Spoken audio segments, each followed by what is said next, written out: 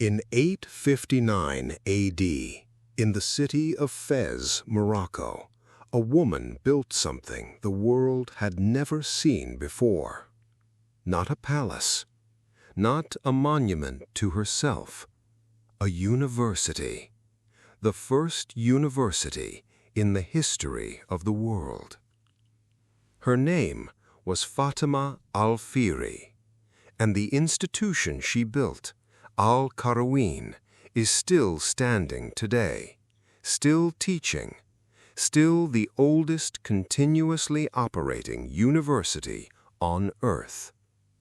Oxford was founded 200 years after her, Bologna 200, Harvard 800. So why have most people never heard her name? To understand Fatima, we have to go back to where she began, not Fez, but Kairouan, in what is now Tunisia. Her father, Muhammad al-Fihri, was a successful merchant. He raised his daughters, Fatima and her sister Maryam, with an uncommon gift for the time: education. Both girls studied Islamic jurisprudence, the hadith, and the sciences of their day. The family eventually emigrated to Fez, Morocco, a city growing into one of the great intellectual centers of the Islamic world. They arrived as part of a wave of educated families from Kairouan who would shape the city's character for centuries. In Fez, Muhammad prospered. When he died, he left his two daughters a significant inheritance. And this is where the story takes a turn that history rarely takes. Fatima did not spend it on property. She did not spend it on status. She made a vow. She would use every dirham of her inheritance to build a mosque and a place of learning for her community. And then she fasted. Every single day of construction, she fasted in gratitude to Allah for giving her the means to do it. In 859 AD, construction began on what would become Al-Qarawiyyin, named after the Kairouan community that had settled in Fez. Fatima oversaw every detail. She personally selected the site, supervised the architects, and ensured the design reflected the values she intended it to embody: beauty, knowledge, and service to the Ummah. The mosque was built with the finest materials available. Its courtyard featured an elegant fountain. The prayer hall was designed with rows of horseshoe arches in the Moroccan style, an architecture that breathes. But this was not just a mosque. From its earliest days, Al-Qarawiyyin functioned as a place of teaching.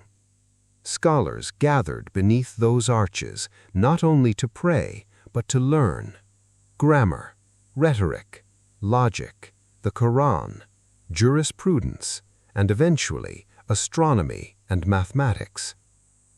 Word spread.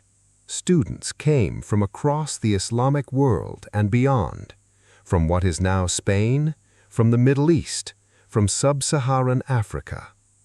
Al-Qarawiyyin became a beating heart of knowledge in the medieval world. And Fatima lived to see it. She prayed 2 rak'ah of gratitude in the completed mosque, a moment the historical sources describe with quiet reverence. For the next 12 centuries, Al-Qarawiyyin shaped the intellectual history of the world in ways most people never learn about. Among its students and scholars, Ibn Khaldun, the father of sociology; Ibn Rushd, known in Europe as Averroes, whose commentaries on Aristotle reignited European philosophy. The Jewish philosopher Maimonides studied in Fez during Al-Qarawiyyin's golden era. Even Pope Sylvester II who introduced Arabic numerals to Christian Europe and was accused of sorcery for his advanced knowledge of mathematics, is said to have studied in Fez. The Islamic world's great tradition of the ijaza, a certificate of scholarly authority granted by a teacher to a student, originated in institutions like Al-Qarawiyyin. It is the direct ancestor of the academic degree you hang on your wall today. Bachelor's degree, master's degree, doctorate, the gown, the ceremony, the paper with a seal.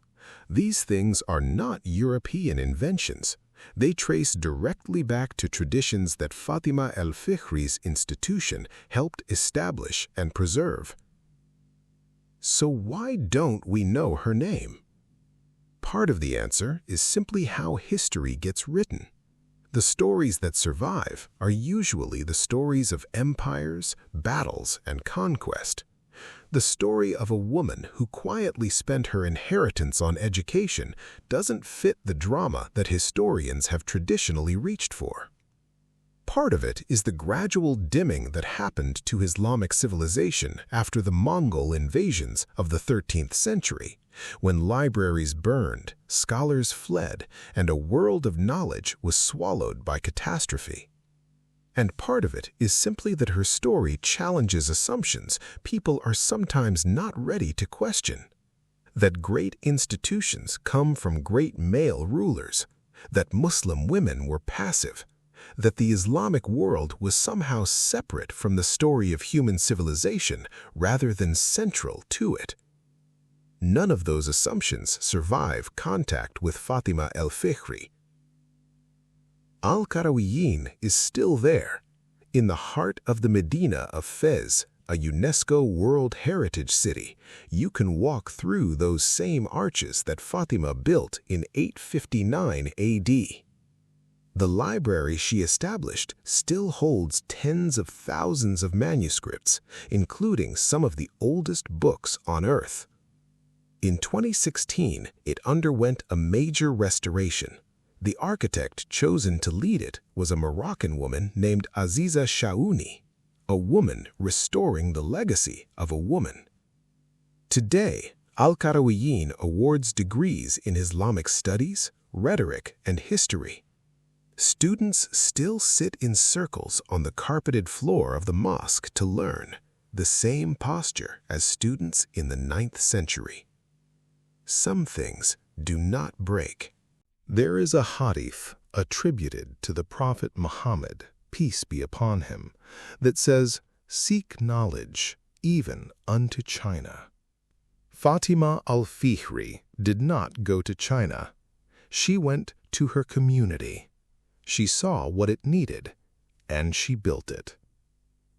She used wealth that could have built her a palace to build a library instead. She used her grief because she had lost her husband and her father in the same period of her life to build something that would outlast every form of grief the world could offer. She built a place where for 12 centuries and counting, human beings have walked through a door and become more than they were when they arrived.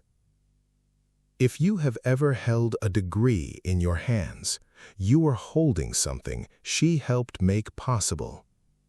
If you have ever sat in a lecture hall and listened to a teacher who cared about what they were saying, you are inside a tradition she helped create.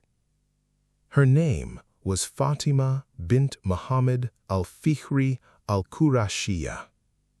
Remember it.